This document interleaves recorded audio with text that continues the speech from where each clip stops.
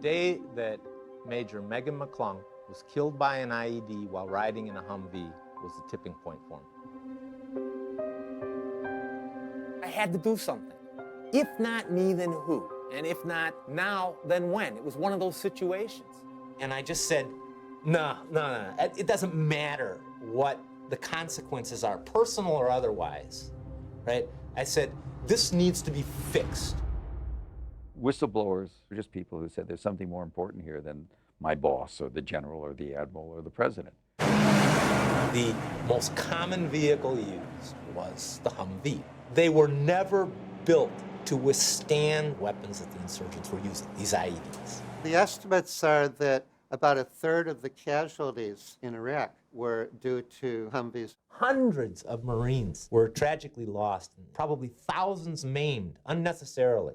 So I said, let's replace the Humvees with what are called MRAPs, mine-resistant ambush protective vehicles. The MRAP was bound to save lives.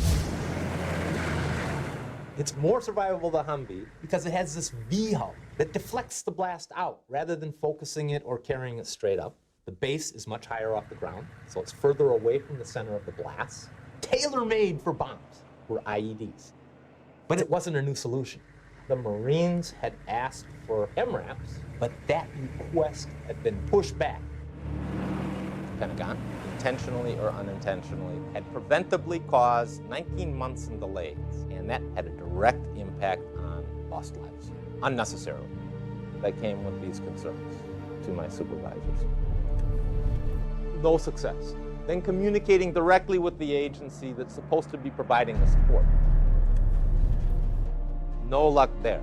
Then working with Systems Command. Well, Systems Command depended on other parties. No luck there.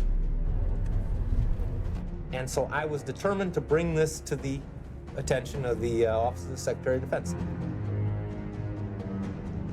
But when the officials saw the brief that I was going to present, they said, absolutely not.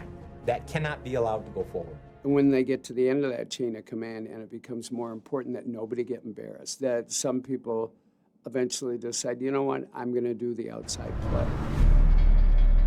I contacted Sharon Weinberg of the blog called Danger Room. He was a champion for fighting against the Pentagon bureaucracy that was slowing things down. Military industrial.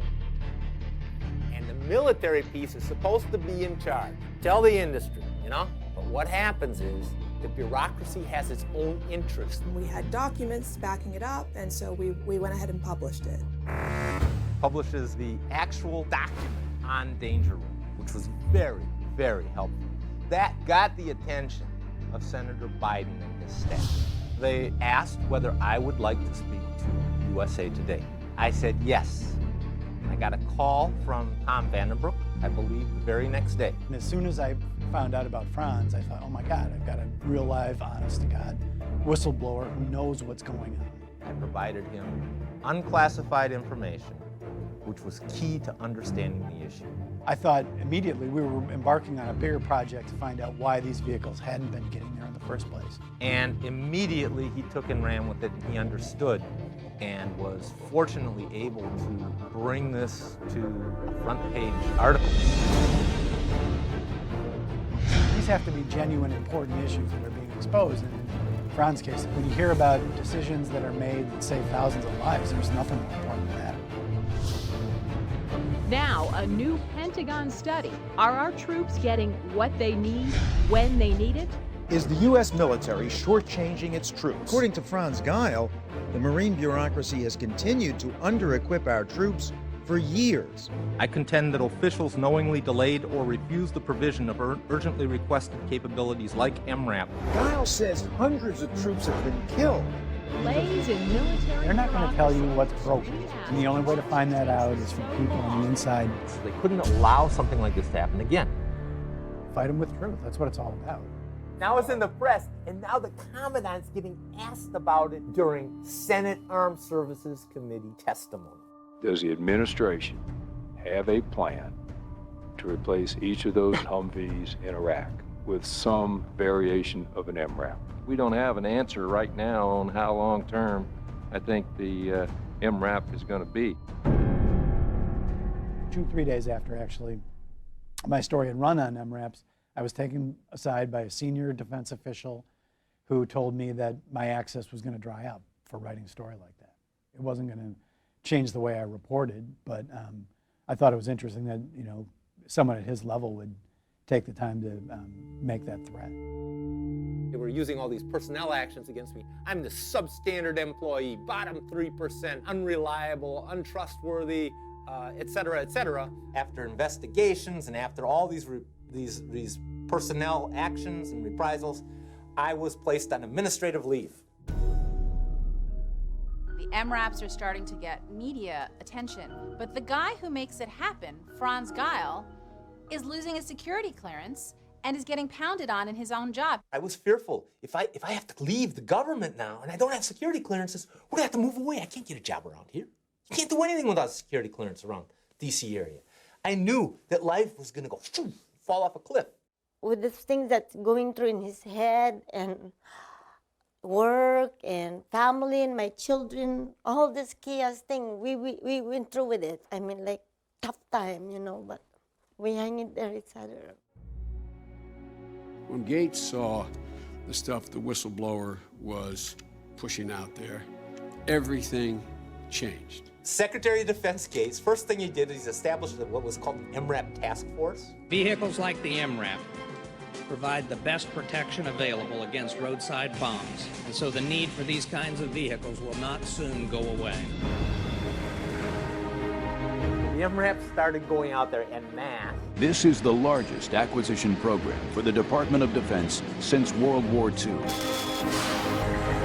Working around the clock to keep these trucks in the fight. We sent more than 24,000 MRAPs to our warfighters. This MRAP saved the lives of 5 Marines who were in it. Dust everywhere, and then when the dust settled, everybody was like, are we okay? Are we okay?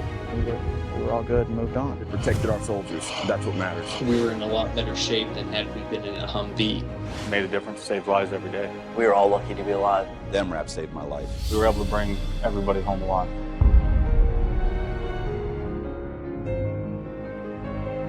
The number of deaths and maimings just plummeted. I've been a reporter for 25 years, and there's nothing that's been more satisfying than this story. Because a whistleblower stood up and said, you know what, this is the right thing to do. Lives were saved.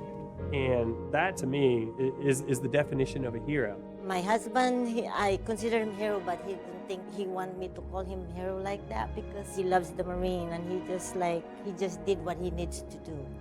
And I'm proud of him.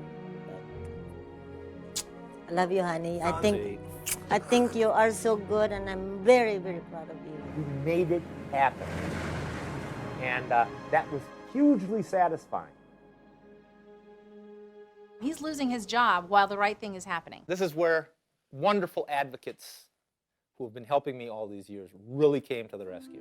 We at the Project on Government Oversight worked with our colleagues at the Government Accountability Project, and we started a public campaign to ask people around the country to demand to protect the man who actually is helping to save our troops. And we got thousands and thousands of letters. Pogo approached the Office of Special Counsel. They actually cited our public appeal in their ruling in his favor. At that point, the Marine Corps contacted me immediately and said, well, now you can come back to work. Now knock on the door. They've come for me.